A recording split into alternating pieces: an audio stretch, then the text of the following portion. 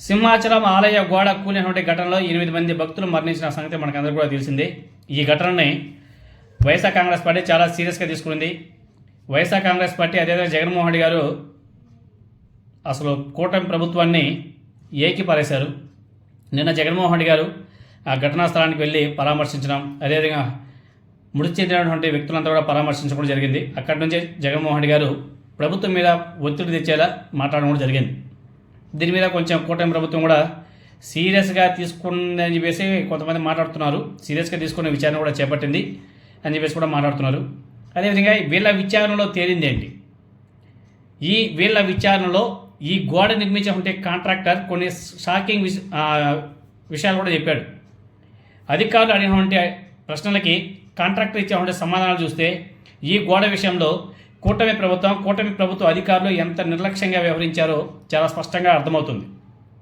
మరి ఆ కాంట్రాక్టర్ మీద ఒత్తిడి తీసుకొచ్చింది ఎవరు? అధికారుల మీద ఒత్తిడి తీసుకొచ్చేటువంటి రాజకీయ నాయకుడు ఎవరు? ఎందుకంటే అధికారులు అంటే ఎవరు? ప్రభుత్వం, ఎమ్మెల్యేలు, మంత్రులు వీళ్ళే కదా. ఏదో ఎమ్మెల్యేనో లేదా ఏ మంత్రో వీళ్ళు అధికారుల మీద ఒత్తిడి తీసుకురావడం వల్ల, అధికారులు వెళ్ళే కాంట్రాక్టర్ మీద ఒత్తిడి తీసుకురావడం వల్ల తక్కువ సమయంలోనే దాన్ని ఫటాఫట టెంపరీ గోడ నిర్మించేసి చేతులు దులుపుకునేసినారు. లాస్ట్కి జరిగిన పరిణామాలు మనకందరికీ కూడా తెలిసింది.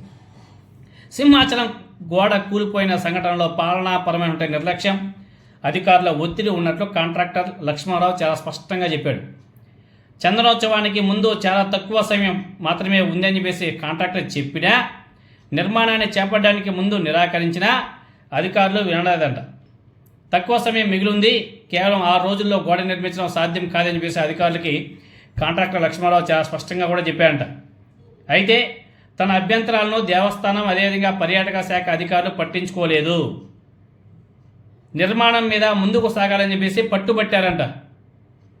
వారు గోడ నిర్మించమని చెప్పేసి కాంట్రాక్టర్ మీద ఒత్తిడి కూడా తీసుకొచ్చారంట. ఇది తాత్కాలిక నిర్మాణం మాత్రమే అని చెప్పేసి తనకు చెప్పినట్లు కాంట్రాక్టర్ చాలా స్పష్టంగా చెప్పాడు.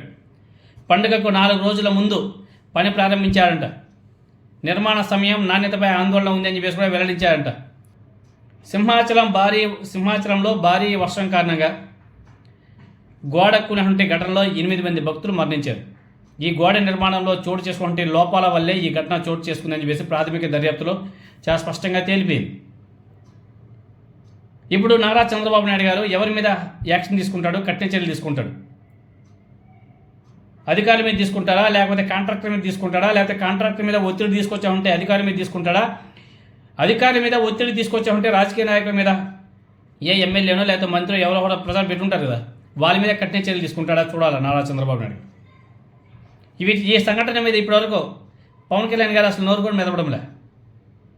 చూడండి, వీళ్ళు చేసినటువంటి పని వల్ల అమాయక భక్తులు 8 మంది ప్రాణాలు కోల్పోయారు. వీళ్ళ నిర్లక్ష్యం వల్ల, వీళ్ళ చేతగానితనం వల్ల. రాజకీయ నాయకులు ప్రతి ఒక్క దాంట్లోనూ ఇన్వాల్వ్మెంట్ అయిపోతే పరిస్థితి ఇలానే ఉంటుంది. అధికారులకు ఫ్రీ హ్యాండ్స్ ఇస్తే వాళ్ళ పని వాళ్ళు చేస్తారు. అధికారుల మీద కూడా ఒత్తిడి తీసుకొస్తే రాజకీయ నాయకులు ఇదిగో ఇలానే ఉంటుంది. రాజకీయ నాయకులు వీళ్ళు ఏం చేస్తారు చెప్పండి? రాజకీయ నాయకులు వీళ్ళు అధికారుల మీద ఒత్తిడి, అధికారులు వీళ్ళే కాంట్రాక్టర్ మీద ఒత్తిడి, ఫైనల్గా బలి అయ్యేది ఎవరు? Common peoples. చాలా దారుణం అసలు. ఇప్పుడు నారా చంద్రబాబు నాయుడు గారు ఎవరి మీద యాక్షన్ తీసుకుంటాడు? ఎవరి మీద కఠిన చర్యలు తీసుకుంటాడు? కఠిన చర్యలు తీసుకునే వాళ్ళని జైలుకి పంపిస్తారా? కాంట్రాక్టర్ చెప్తున్నాడు, కాంట్రాక్టర్ రిస్క్ అని చెప్పేసి చెప్పినా బలవంతంగా సింహాచలం గోడ కట్టించింది కూటమి ప్రభుత్వం.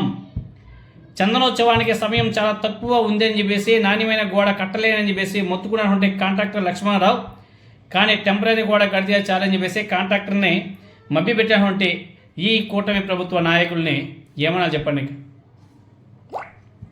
కాంట్రాక్టర్ మొత్తుకుంటున్నాడు కదా, కాదు కుదరదు చేయలేమో వద్దు అనేసి. అయినా కానీ అతని మీద ఎందుకు అంత ప్రెజర్ పెట్టి చేపించారు? టెంపరీ గోడ కడితే చాలని చెప్పేసి కాంట్రాక్టర్ని మభ్యపెట్టినటువంటి దేవస్థానం టూరిజం అధికారులు దాంతో తప్పనిసరి పరిస్థితిలో చందనోత్సవానికి 4 రోజుల ముందు పని కూడా మొదలుపెట్టారంట కాంట్రాక్టర్. నిన్న ఆ గోడ కూలి 8 మంది దుర్మరణం చెందారు. విచారణ కమిటీ ముందు పూస గుచ్చినట్లు నిజాలు చెప్పేశాడు కాంట్రాక్టర్ లక్ష్మణరావు. ఇప్పుడు చెప్పాలి నారా చంద్రబాబు నాయుడు గారు, అదేవిధంగా పవన్ కళ్యాణ్ గారు, తప్పు ఎవరిది? కాంట్రాక్టర్ మీద ఒత్తిడి తెచ్చుకుంటే అధికారులదా? నాసిరకం గోడను పట్టించుకొని మంత్రుల బృందానిదే? లక్షల మంది భక్తులు వచ్చే చందనోత్సవాన్ని సమీక్షను చేతగాని కూటమి ప్రభుత్వానిది.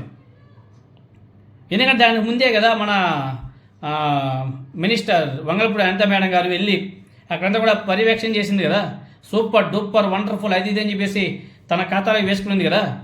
మరి వాళ్ళు వెళ్ళి అక్కడ ఏం చేశారు? నాసిరకం గోడ అని చెప్పేసి తెలిసినా కానీ పట్టించుకోకుండా లైట్ తీసుకునేరా? ఒకవేళ ఏమీ జరగకుండా ఉంటే మొత్తం క్రెడిట్ మొత్తం కూడా హోమ్ మినిస్టర్ అనిత మేడం గారు తన మీద ఫేవర్గా తిప్పుకునేది. ఎంత దౌర్భాగ్యమో చూడండి. అధికారులు అక్కడ పర్యవేక్షణ చేశారు, వాళ్ళకి తెలుసు నాసిరకం గోడ అని చెప్పేసి. పండ్లు తొందరగా ఫటాఫట అయిపోవాలని చెప్పేసి చేసినటువంటి పనుల వల్ల అమాయక ప్రజలు 8 మంది బలి తీసుకున్నారు. గతంలో కూడా నారా చంద్రబాబు నాయుడు గారు పోలవరం ప్రాజెక్టులో కూడా అలానే చేశాడు. కమిషనర్కి కక్కుర్తి పడి ఫటఫట లేపేశాడు, అది వరదలు వస్తే మొత్తం కొట్టుకెళ్ళిపోయింది. అలా ఉంటాయి నారా చంద్రబాబు నాయుడు గారి పనులు, నారా చంద్రబాబు నాయుడు గారి కాంట్రాక్ట్ వర్క్స్, నారా చంద్రబాబు నాయుడు గారి